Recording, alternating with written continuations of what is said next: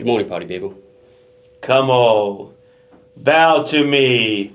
Sorry, I was just playing God. Terrible.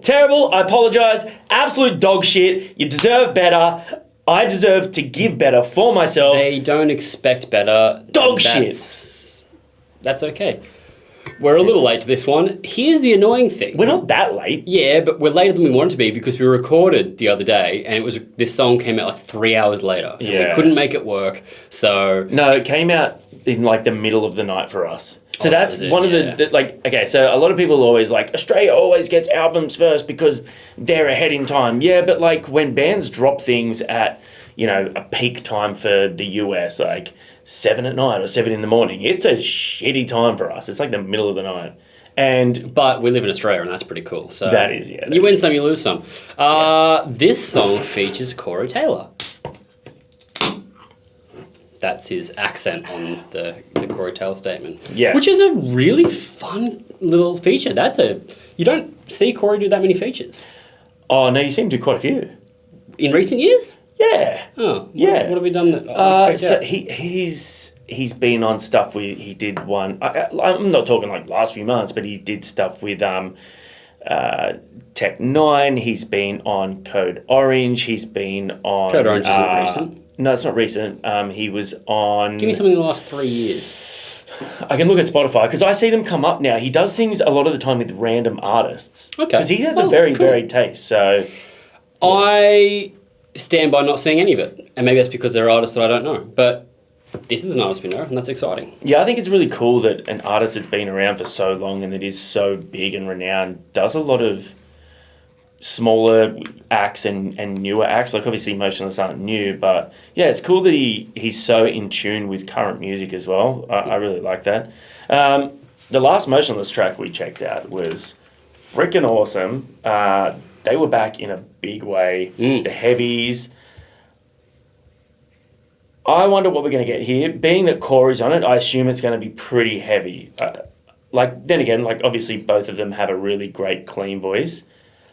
I honestly expected them to go way further down the more industrial, I guess, techie sort of, on the last electric sort of vibe for the newer stuff, because we got a fair bit of that on with Cyberhex and all those sorts of things.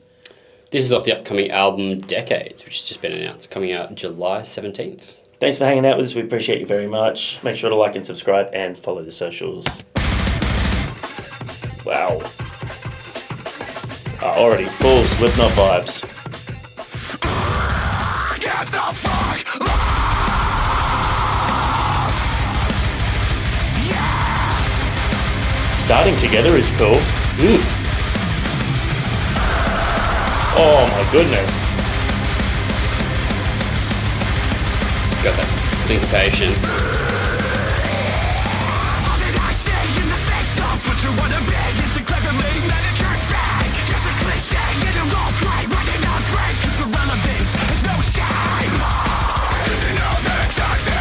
Sick.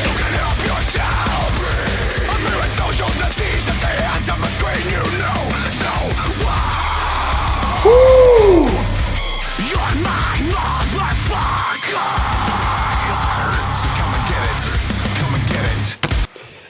The call and response so often, so early is unexpected. Yeah, I love that they led with both of them doing that screaming together at the start. Yeah. This could be a Slipknot song, 100%, stylistically, even production-wise.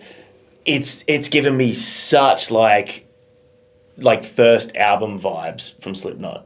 But with better production. Yeah. Yeah, I can hear that for sure. This is Relentless so far. Love it.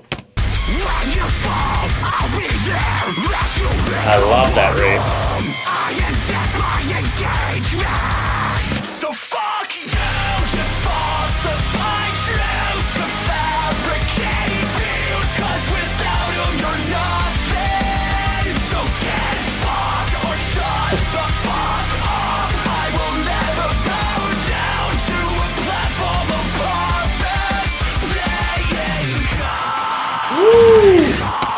I like those lyrics. It's aggressive. Aggressive, yeah. There's a lot of swearies, a lot of sweary boys in there, a lot of P's and Q's. I don't know why they call them that because there's a lot of fucks and motherfucks. Yeah. I just spoke it, so we use swearing. Fucking motherfucker. I was like a motherfucker. Beeping it out. Fuck. Fucking motherfucker.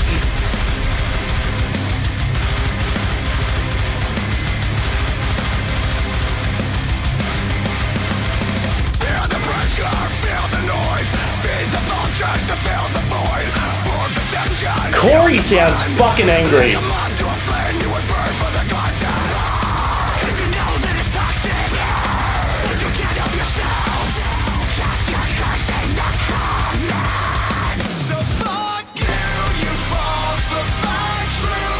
That is cool.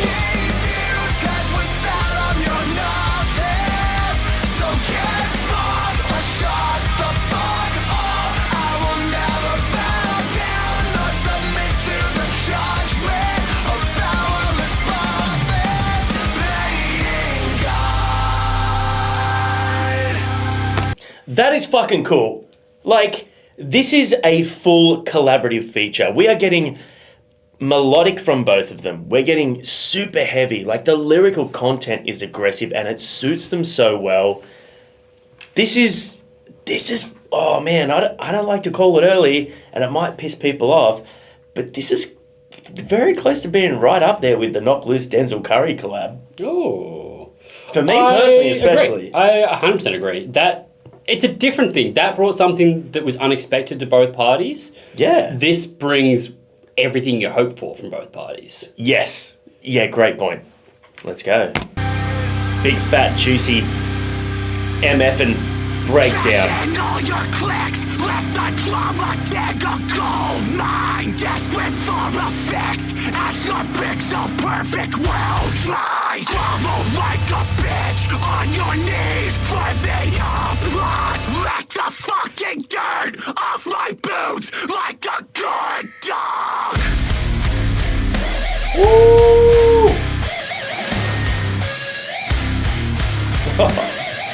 They have some squeals.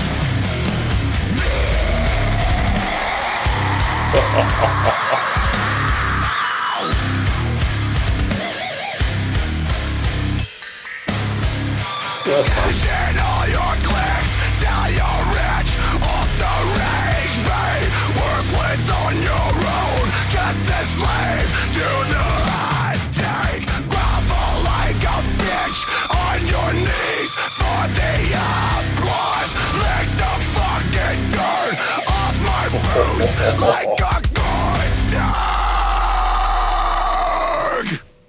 Oh my fucking Goodness. titty fucking Christ. Corey sounds like absolutely pissed in that. Like, that was so vitriolic and just transparently aggressive, that tone. That was great, man. And obviously, like, Chris sounds fucking incredible. What a great vocalist. What a cool pairing.